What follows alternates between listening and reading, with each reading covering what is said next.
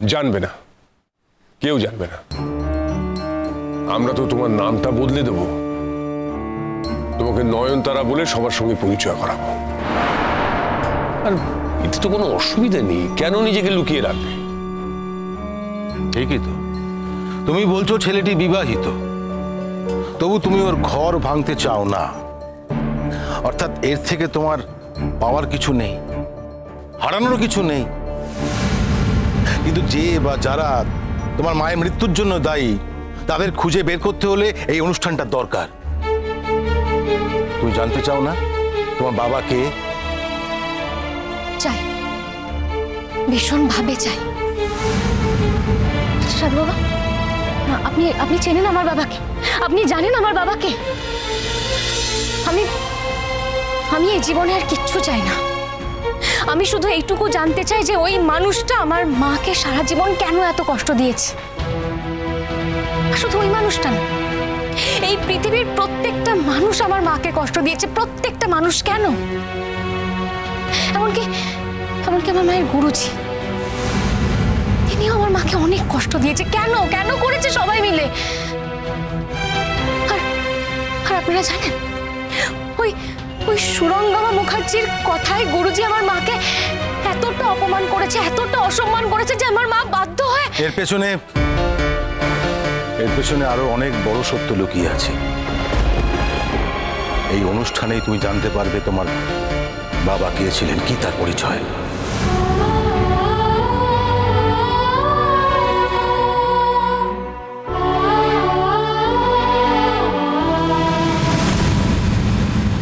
একটা সাজানো সুন্দর জীবনের বাঁচার অভিনয় আমি করতে চাই না। এবার গরিমা যদি এই বাড়িতে থাকতে চায় তাহলে ও থাকতে পারে, আমার কোনো আপত্তি নেই। সেটা আবার কি? সেটা কি অন্যরা বুঝেছে, তুমি না বুঝলেও চলবে। দাদু ভাই। বলো দাদু ভাই। দেখো, আমার তো কিছু করার নেই, আমি তো একটা অক্ষম মানুষ হয়ে গেছি। তো মেয়েটা যেখানে এগিয়ে গেছে সেখানে কারো কিছু করারও নেই। আমি শুধু ঈশ্বরের কাছে একটাই প্রার্থনা করি,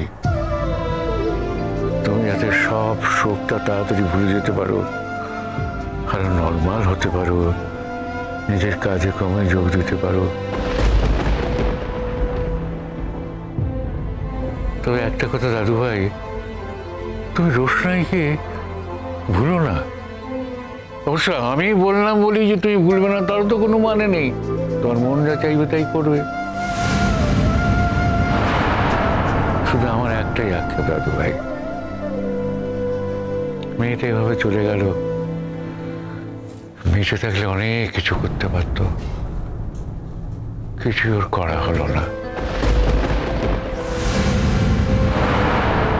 যে চলে গেছে সে তো আমাদের পরিবারের কেউ ছিল না, কিন্তু যে আছে তাকে নিয়ে ভাবতে হবে। আমার ছেলের একটা সাজানো সুন্দর সংসার আছে, সেটা যদি ও তছনছ করে দিতে চায়, সেটা তো বাবা মা হিসেবে আমরা মেনে নিতে পারি না। আর একটা কথা ভাবো বাদশা, ভালো করে মাথা ঠান্ডা করে ভাবো। যে গেছে সে তো চলে গেছে, কিন্তু যে আছে তাকে যদি তুমি এইভাবে কষ্ট দাও, তাহলে সেও তো একদিন চলে যাওয়ার পথটা খুঁজে নিতে পারে, তাই না? গরিমা কোথাও চলে যাবে না, আর ও যদি কোথাও চলেও যায় আমার কিচ্ছু এসে যায় না।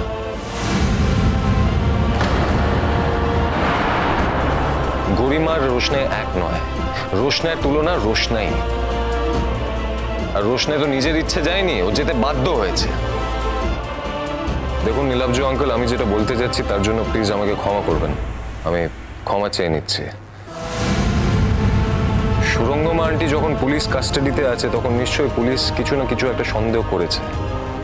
এমনি এমনি তো উনি পুলিশ কাস্টাডিতে যাননি, নিশ্চয়ই কোনো রকমে উনি ইনভলভড আছেন। এবার একজন খুনির মেয়ের সঙ্গে আমার সংসার করতে কতটা অসুবিধা হতে পারে সেটা কি তোমরা একবার ভেবে দেখেছো?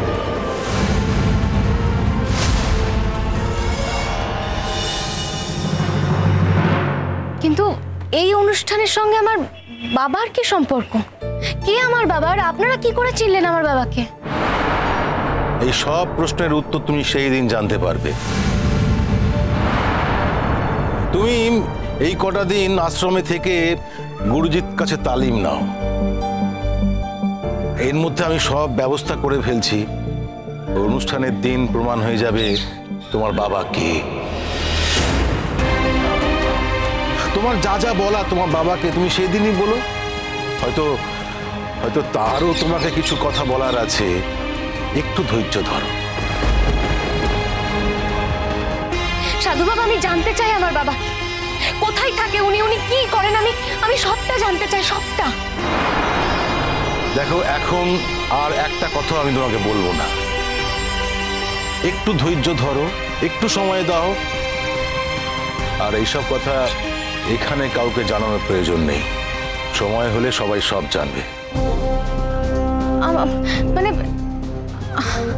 আপনি হলেন পণ্ডিত রঞ্জন প্রসাদ, আর উনি অঞ্জন প্রসাদ আপনার ভাই। আর আপনার নাম, আপনার খ্যাতি, আপনার প্রতিষ্ঠা সবটা উনি মানে অঞ্জন প্রসাদ কেড়ে নিয়েছে, এটাই তো? নিয়েছে, আমার সব কিছু নিয়েছে। আর সেই জন্যই হয়তো সুদর্শনা এত বড় একটা সিদ্ধান্ত নিতে বাধ্য হয়েছে।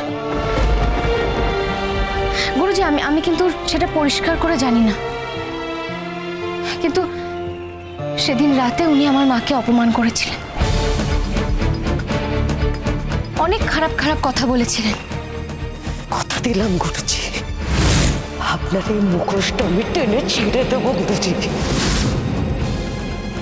তুমি সুযোগ পেয়ে আমাকে অপমান করে যাচ্ছ? এত বড় সাহস তোমার!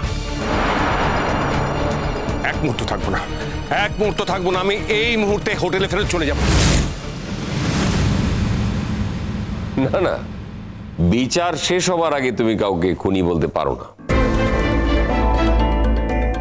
এক্স্যাক্টলি, এখনো তো দোষ প্রমাণিত হয়নি বাদশা। আপনার কি মনে হয় না নীলাব্জ আঙ্কেল যে গরিমা এই ব্যাপারে ইনভলভড? আমি জানি না। আমি এমন একটা পরিস্থিতির মধ্যে দাঁড়িয়ে আছি আরণ্যক, যে পরিস্থিতিতে দাঁড়িয়ে থাকলে কোনো মানুষের পক্ষে কে কি করেছে, কার পক্ষে কি করা সম্ভব, কে সত্যি দোষী, কে দোষী নয়, এর বিচার বিশ্লেষণ করা কিংবা সিদ্ধান্তের কাছাকাছি পৌঁছানোটা বোধহয় সম্ভব নয়। আমিও হেল্পলেস, আমার পক্ষেও সম্ভব নয়। সুরঙ্গ আমাকে আজ বোধহয় কোর্টে তোলা হবে, পুলিশের হেফাজতে ছিল। আমি সত্যি খুব ক্লান্ত, এতটাই ক্লান্ত যে আমি কিছু বুঝে উঠতে পারছি না। বাদশা, তুই কিন্তু ভুল করছিস এবার। ভুল হোক ঠিক হোক, ওর যেটা মনে হচ্ছে সেটাই বলছে। আর ভুল ঠিক এগুলো বিচার করার আমরা কেউ নই, পুলিশ করবে। আর ফাইনালি যদি প্রমাণ হয় যে গরিমা আর তার মা এই ঘটনাটার সাথে যুক্ত, তখন তোমরা কি বলবে এটা আমি জানতে চাই। সেটা আগে তো প্রমাণ হোক, তারপর ভাবা যাবে। রোশনের অপরাধী ধরা পড়লে আমি এই দেশ ছেড়ে চলে যাব। যে অফার নিয়ে যাচ্ছিলাম আমি সেই চেষ্টাই করব, দরকার হলে আমি কোম্পানি সুইচ করব। রোশনাই ছাড়া আমি এই দেশে থাকতে পারবো না। আচ্ছা, তুই যে খোলাখুলি কথাগুলো বলছিস, তোর কি খারাপ লাগছে না? না, খারাপ লাগছে না। আর এতে তো খারাপ লাগার কিছু নেই, যেটা বলছি সেটা সত্যিই তো বলছি। আমার একটা কথা ভেবে খুব অবাক লাগছে যে মেয়েটা তো নিখোঁজ হয়ে গেল, বডির ছবি আমরা দেখলাম, হ্যাঁ, কিন্তু বডিটা মিসিং হয়ে গেল।